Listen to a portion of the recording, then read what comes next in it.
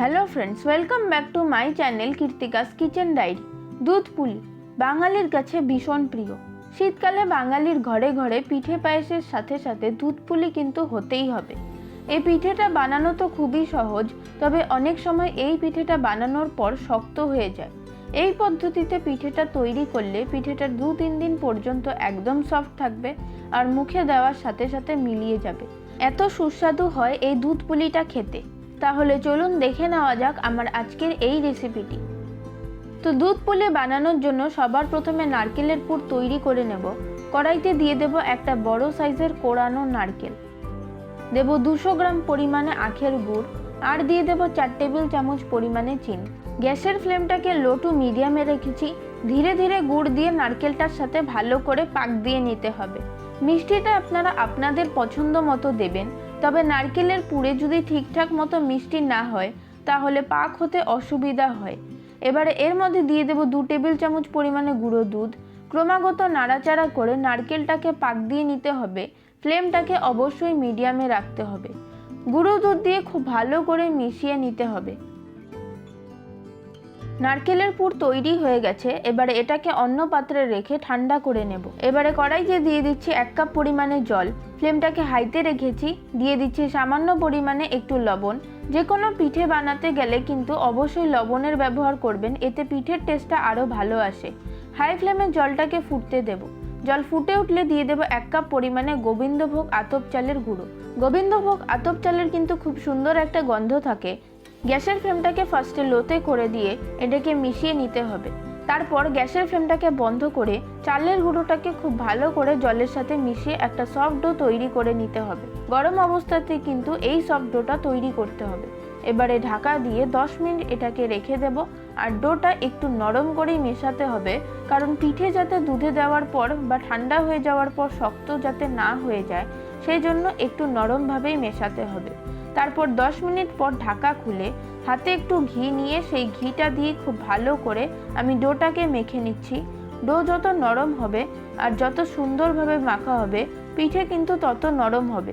Do যদি শক্ত হয়ে যায় তাহলে পিঠে ঠান্ডা হয়ে যাওয়ার পর শক্ত হয়ে যাবে। অনেক সময় তো দুধ পুলি ফোটানোর সময় পিঠে ফেটে যায়, তাই এই সমস্ত ছোট ছোট দিকগুলো খেয়াল রেখে আপনারা পিঠে বানাবেন, দেখবেন আপনাদেরও পিঠে কিন্তু একদম পারফেক্ট হবে।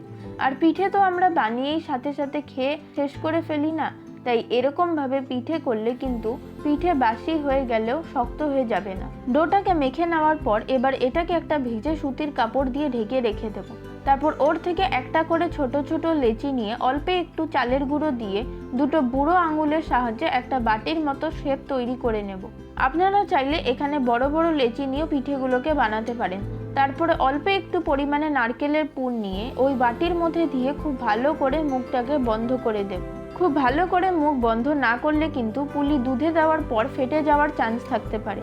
খুব ভালো করে বন্ধ করে দেওয়ার পর একটা সাইড দিয়ে অল্প অল্প করে মাথার ওপর থেকে মুড়ে দেব। খুব সুন্দর একটা ডিজাইন হয়ে যায়। জাস্ট একটু ওপরের দিকে নিয়ে হালকা করে আঙুল দিয়ে চেপে চেপে মাথাটাকে মুড়ে দিতে হবে।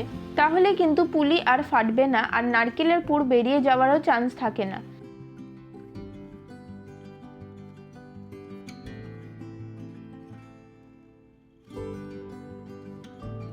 দেখুন কেমন সুন্দর একটা ডিজাইন তৈরি হয়ে গেল।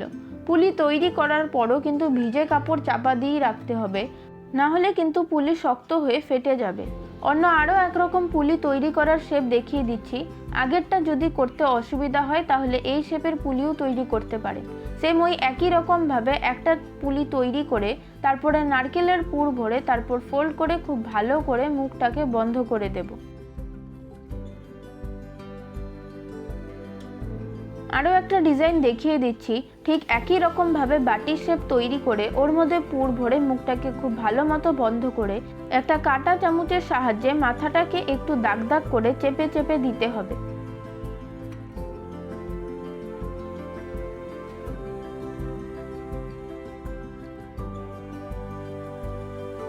শেষ আরেকটা ডিজাইন দেখিয়ে দিচ্ছি।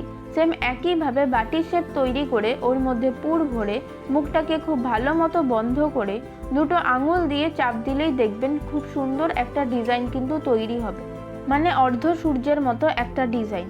আমি আপনাদের 4টে ডিজাইন দেখিয়ে দিলাম। আপনাদের যেরকম ডিজাইন পছন্দের আপনারা কিন্তু সেরকম ডিজাইনের পিঠে তৈরি করে নিতে পারেন। এই একইভাবে কিন্তু আমি বাকি দুধ পুলিগুলোকেও বানিয়ে নিয়েছি। এবারে কড়াইয়ের মধ্যে দিয়ে দেব 1/2 লিটার পরিমাণে ফুল ফ্যাট মিল্ক। আপনারা চাইলে কিন্তু এর জায়গায় টোন মিল্কও ইউজ করতে পারেন। গ্যাসের ফ্লেমটাকে হাইতে করে দিয়ে দুধটাকে খুব ভালো করে জাল দিয়ে নেব। দুধ জাল দিয়ে নেওয়ার পর এর মধ্যে দিয়ে দিচ্ছি 150 গ্রাম পরিমাণে খেজুরের গুড়। দুধ ভালো করে জাল দিয়ে নেওয়ার পর এবারে তৈরি করে নেওয়া পিঠেগুলো আমি গরম দুধের মধ্যে দিয়ে দিচ্ছি। তারপর গ্যাসের ফ্লেমটাকে হাইতে করে দিয়ে দুধটাকে ফুটতে দেব। দুধ ফুটে উঠলেই ধীরে ধীরে পুলিগুলো দুধের উপরে ভাসতে শুরু করে। আর যখনই পুলিগুলো ভাসতে শুরু করে তখনই বুঝে নিতে হয় মোটামুটি দুধ পুলি তৈরি হয়ে গেছে। সেই সময় ফ্লেমটাকে লোতে করে দেব। ফ্লেমটাকে লোতে রেখে 1 থেকে 1.5 মিনিট একটু ফুটিয়ে নিতে হবে। দুধে দেওয়ার পর পুলিগুলোকে খুব বেশি সময় ধরে ফোটানোর কোনো প্রয়োজন নেই। যদি বেশি সময় ফোটানো হয় তাহলে পুলি শক্ত হয়ে যাওয়ার চান্স থাকে। আবার অনেক সময় পুলি ফেটে গিয়ে অনেক সময় ভেতর থেকে পুর বেরিয়ে যাওয়ারও চান্স থাকে। তাই জন্য কখনোই খুব বেশি সময় ধরে পুলিগুলোকে ফোটাবেন না। এবারে গ্যাসের ফ্লেমটাকে বন্ধ করে ঢাকা দিয়ে কিছুক্ষণ রাখলেই একদম তৈরি হয়ে যাবে আমাদের দুধ পুলি। আমরা জানি সেদ্ধ চাল দিয়ে পিঠে নরম হয়, তবে আতপ চাল দিয়েও কিন্তু পিঠে অসম্ভব নরম হয়। আর যদি গোবিন্দভোগ আতপ চাল ব্যবহার করা হয় তাহলে পিঠেগুলোর গন্ধ তো অবশ্যই ভালো হয়। একবার আমার মতো করে দুধ পুলি আপনারা বানাবেন। আমার মনে হয় আপনাদেরও একদম পারফেক্ট এবং সফট দুধ পুলি তৈরি হবে। এবার একটা দুধ পুলি আমি আপনাদের কেটেও দেখিয়ে দিচ্ছি। দেখুন খুব সহজেই দুধ পুলিগুলোকে কেটে নেওয়া যাচ্ছে। আশা করছি আমার আজকের এই রেসিপি আপনাদের ভালো লাগলে আপনারা অবশ্যই এরকমভাবে একবার অন্তত বাড়িতে বানাবেন। আশা করি আপনাদেরও ভালো লাগবে। আর আপনারা যদি আমার এই রেসিপিটা ফেসবুক বা ইনস্টাগ্রাম থেকে দেখে থাকেন তাহলে অবশ্যই পেজটিকে ফলো করে দেবেন। আর ইউটিউব থেকে দেখে থাকলে চ্যানেলটিকে সাবস্ক্রাইব করে পাশে থাকা বেল আইকনটিকেও অবশ্যই প্রেস করে দেবেন। আজকের মতো এই পর্যন্ত। ফিরে আসবো নতুন কোনো রেসিপির সাথে। সকলে খুব ভালো থাকবেন, সুস্থ থাকবেন। ধন্যবাদ।